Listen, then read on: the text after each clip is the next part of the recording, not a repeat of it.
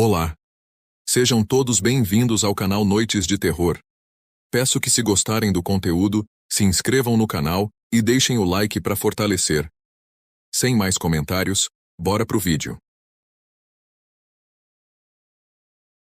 O fato que irei narrar agora realmente aconteceu comigo, e foi a minha pior experiência com o sobrenatural.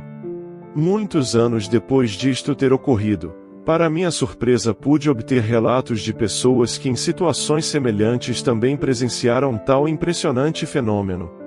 Durante o inverno de 1987, quando eu tinha 10 anos, sempre que chegava em casa depois da escola eu corria para ver a minha avó que morava conosco em nossa casa. Certa vez, eu, como sempre fazia, fui para o quarto da minha avó que já estava deitada, e fiquei ajoelhado sobre o carpete ao lado de sua cama próximo à cabeceira, conversando, pois eu adorava as histórias que ela me contava, principalmente as experiências do além que ela havia presenciado. Já era bem tarde, passava das 23 horas, fazia muito frio e nós já tínhamos conversado muito sobre diversas coisas, quando senti algo estranho, como se alguém estivesse nos olhando.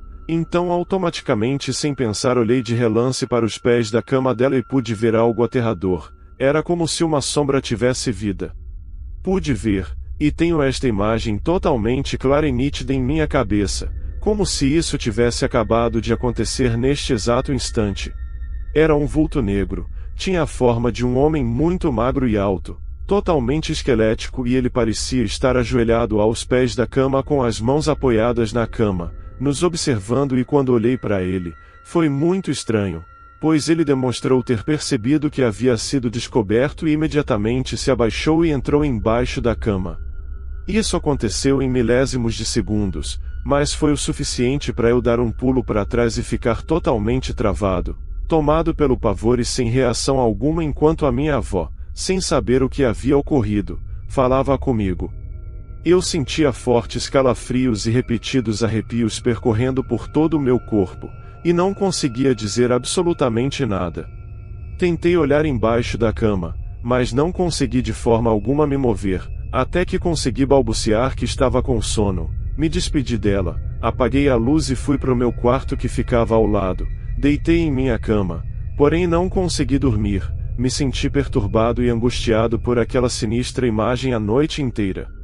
Apesar de ter plena convicção do que eu presenciei, tratei imediatamente de enfiar em minha cabeça de que aquilo se tratava de algo produzido pela minha imaginação e só.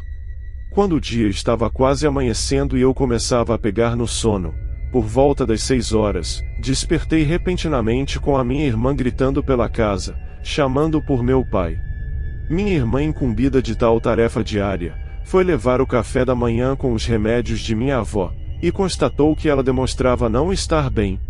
Foi tudo muito rápido e quando dei por mim, toda a minha família já estava no hospital, pois a minha avó havia acabado de ter um derrame e estava entre a vida e a morte.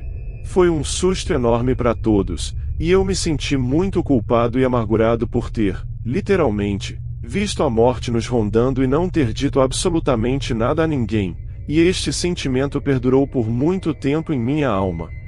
Minha avó ficou internada, voltamos para casa e oramos muito por ela, sendo que depois de um longo período ela se recuperou bem e voltou para casa. Muitos anos depois ela veio a falecer, deixando muita saudade e preciosas lições de vida, mas sempre que me lembro dela, inevitavelmente me vem à memória esta aterradora e macabra história que sempre me deixa muito reflexivo e assustado.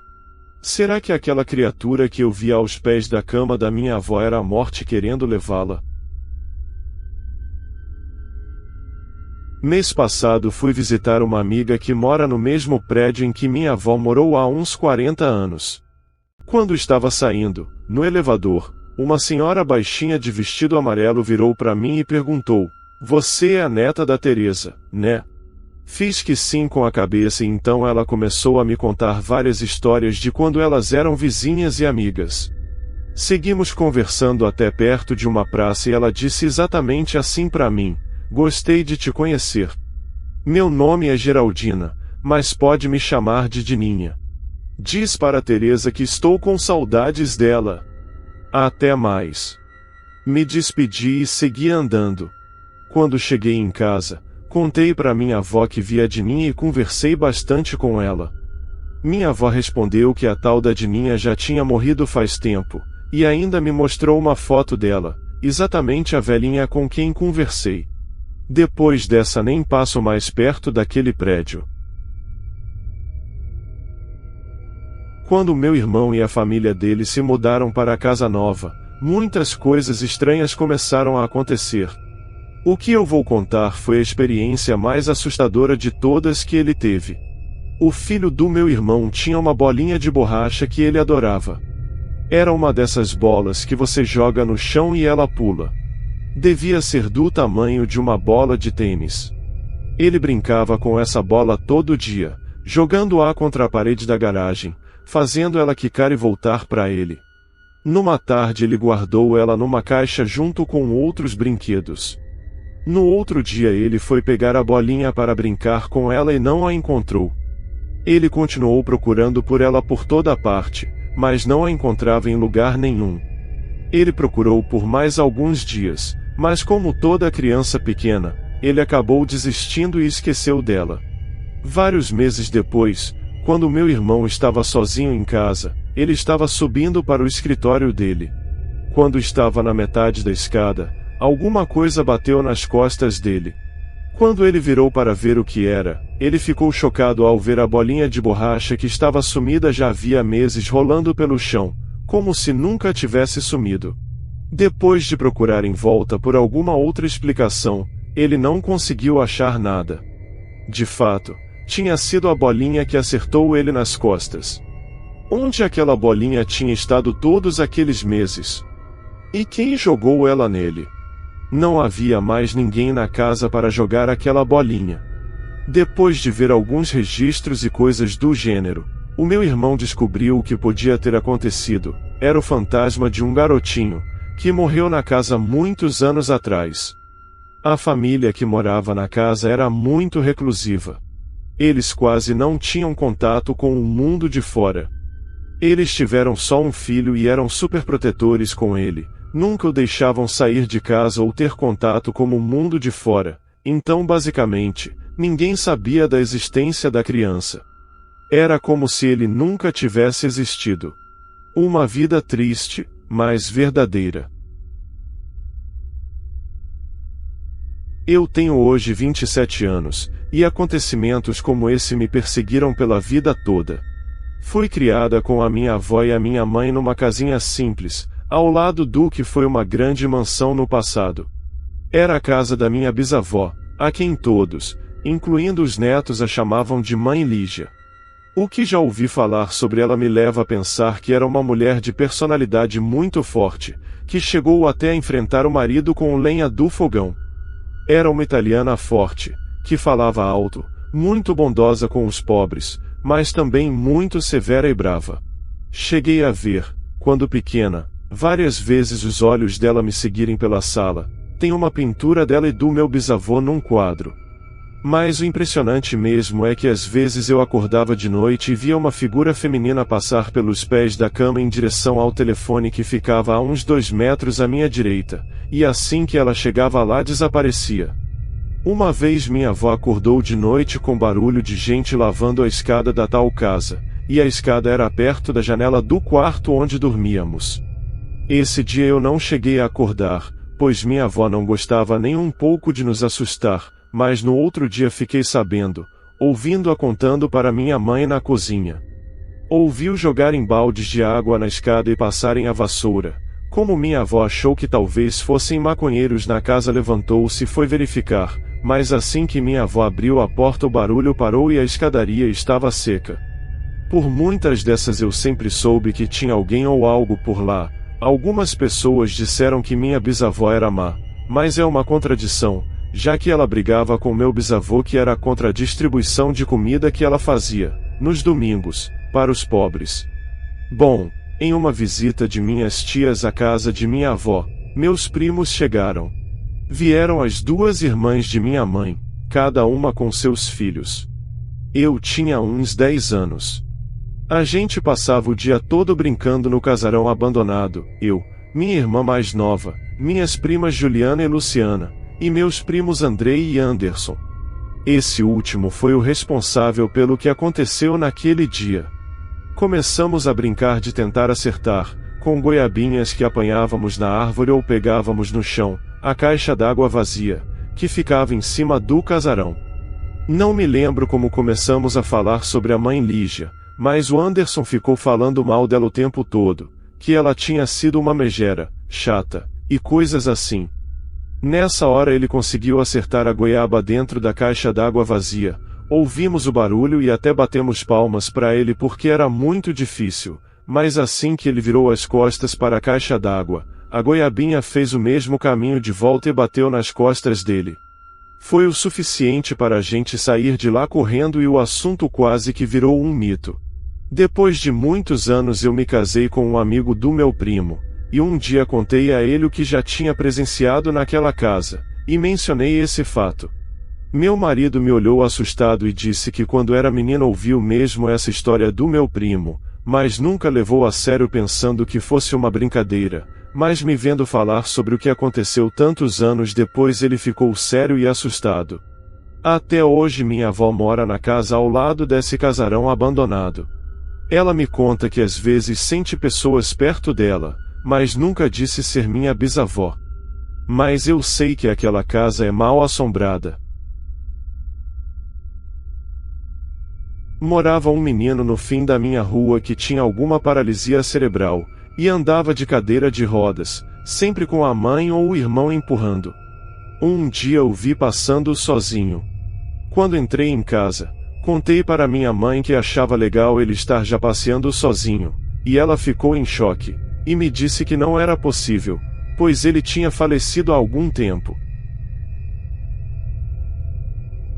Segundo eu apurei quando estive lá, o fato ocorreu a 20 quilômetros da entrada da cidade. Um casal de noivos, André e Marcela, recém-noivados, estavam rumando para a cidade após a cerimônia de noivado ocorrido na casa dos pais do noivo. Estavam muito felizes e mal sabiam o que estava para acontecer. André, cansado da festa e da viagem, pensando no bem-estar da noiva e no seu, queria chegar em casa o quanto antes para descansar. Sempre cuidadoso no trânsito, desta vez estava um bocado acima da velocidade permitida, mas não se dava conta disso, afinal, naquela hora da noite a estrada estava vazia. Apesar do cansaço e da velocidade, a viagem transcorria bem, até que, ao fazer uma curva fechada, foi surpreendido por um caminhão que trafegava em sentido contrário e estava ligeiramente invadindo a faixa contrária. Se André dirigisse em menor velocidade, talvez conseguisse controlar o veículo, o que infelizmente não foi possível. O veículo rodopiou para fora da curva e veio a colidir com uma árvore. O motorista do caminhão nem se deu conta do ocorrido e seguiu viagem.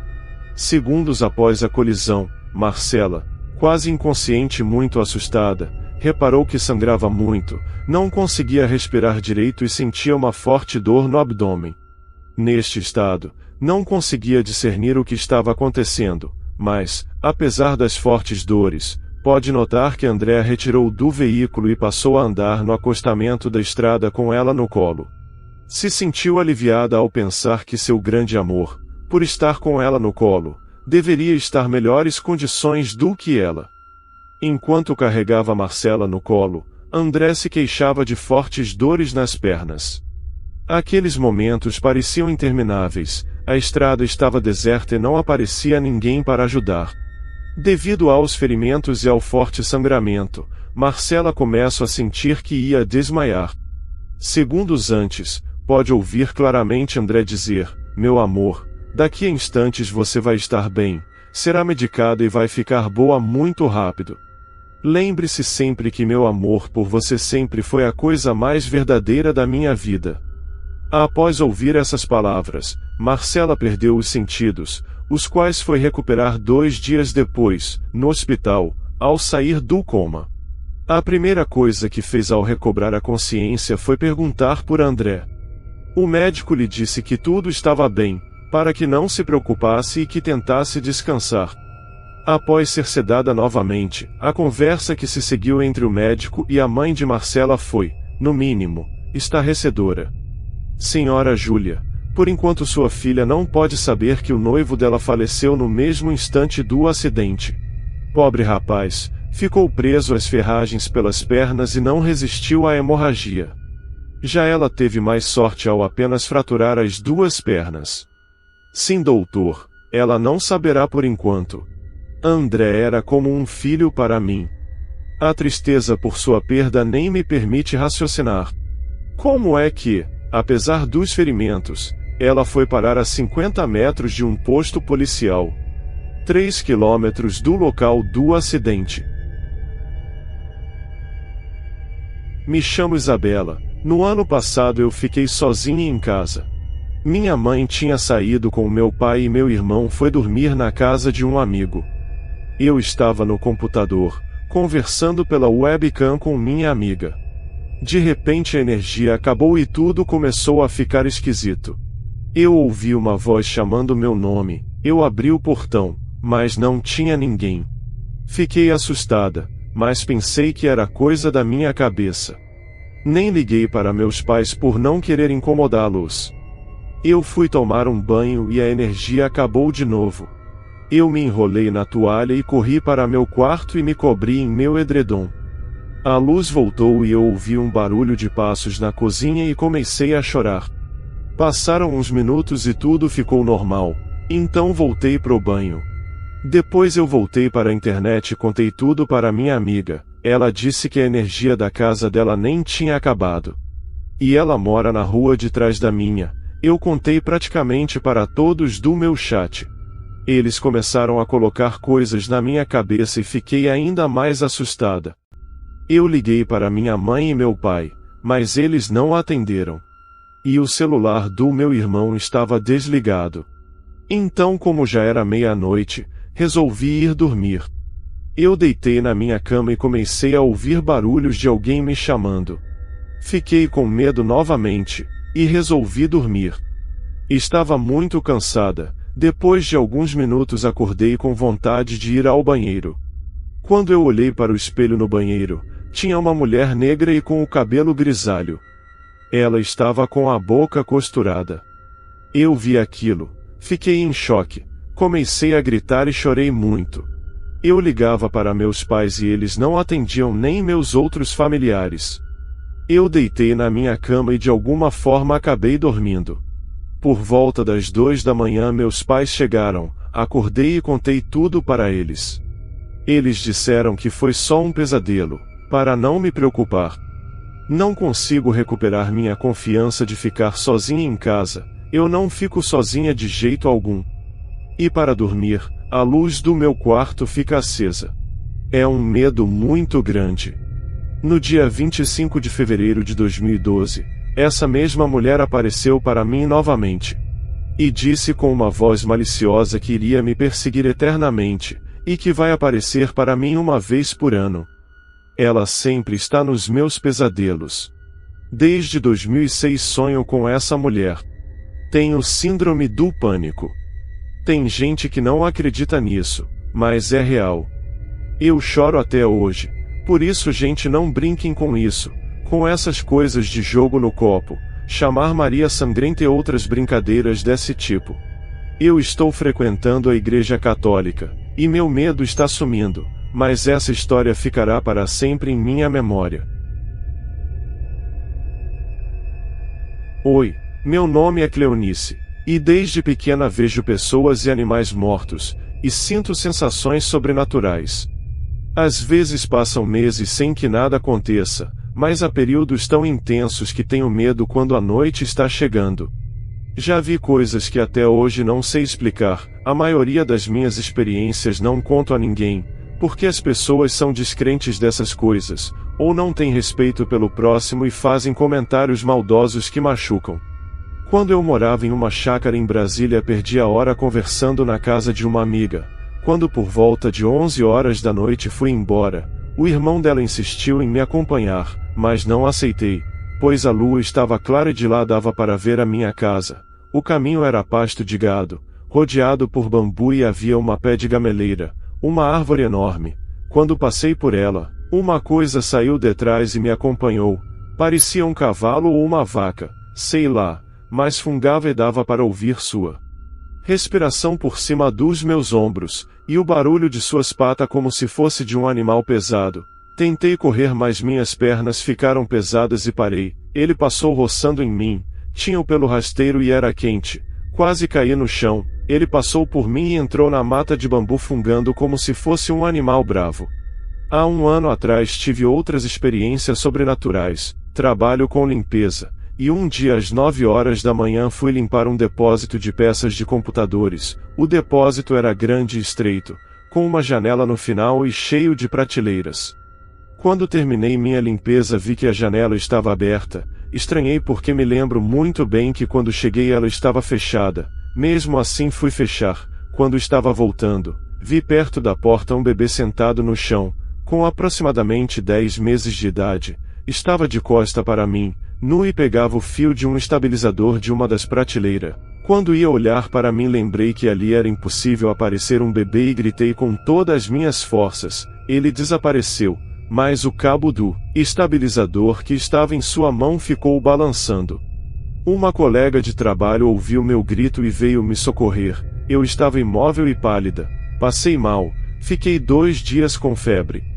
Até hoje, quando fecho meus olhos, posso descrever aquela criança nos mínimos detalhes. Olá, irei me identificar somente como Fernanda. Acho que já é o suficiente. Eu sempre gostei muito do sobrenatural, no entanto eu sempre gostei de ouvir, e não de presenciar. Hoje, irei contar somente um pequeno e recente fato, que me aconteceu no mês de maio de 2017.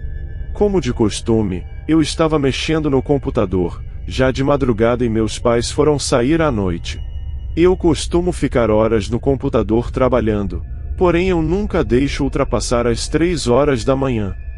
Eu acredito que o nome, hora morta, não seja dado à toa para o horário das 3 da manhã. Já era tarde, umas 2h45, e eu já ia me deitar. Estava salvando os meus projetos e desligando o meu computador, quando a porta do quarto da minha mãe faz um barulho muito alto. A porta era aquelas sanfonadas e estava aberta. É como se algo grande ou bem atrapalhado tivesse batido na porta enquanto passava. Na hora eu gelei, não sabia se aquilo realmente aconteceu, mas era impossível a porta sanfonada se esbarrar com o vento. Não daquele jeito. Mas tentei ignorar o fato. Foi aí que a coisa piorou. Um cheiro absurdamente forte de velo estava se espalhando pelo piso superior da minha casa, onde se encontrava o meu quarto e o da minha mãe. Na hora me arrepiei inteira, não consegui olhar para o lado. Para ajudar, meu quarto era sem porta e de frente para o corredor. Olhei para minha irmã e ela estava dormindo, e aquele cheiro parecia caminhar em minha direção. Imediatamente liguei para meu namorado e contei o que aconteceu. Nisso minha irmã acordou e disse: "Que cheiro é esse?" E o cheiro só aumentava. Meu namorado disse para me tranquilizar, e perguntou se eu gostaria que ele viesse em casa. Eu disse que não precisava, afinal morávamos 20 minutos de distância, e seja lá o que for que estava em casa, eu não gostaria de ver, afinal teria que descer para o piso térreo para abrir a porta para ele. Com muito medo liguei a televisão, afinal quando estamos com medo sempre ligamos algo para fazer companhia. Minha irmã pediu para eu baixar o volume, pois estava com sono, e me contou algo que me arrepiou por inteira.